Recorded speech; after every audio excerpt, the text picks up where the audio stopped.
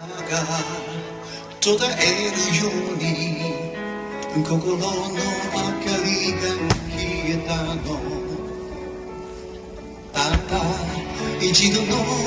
人生を捧げてさらば友よ永遠に眠れ。あの空は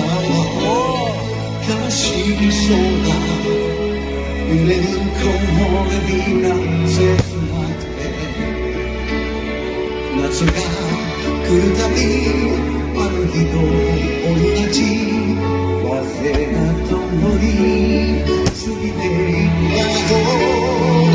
涙見せるように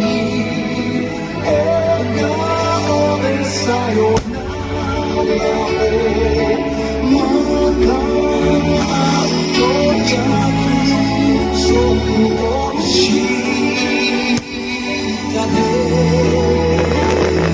また己を歌って魂だけに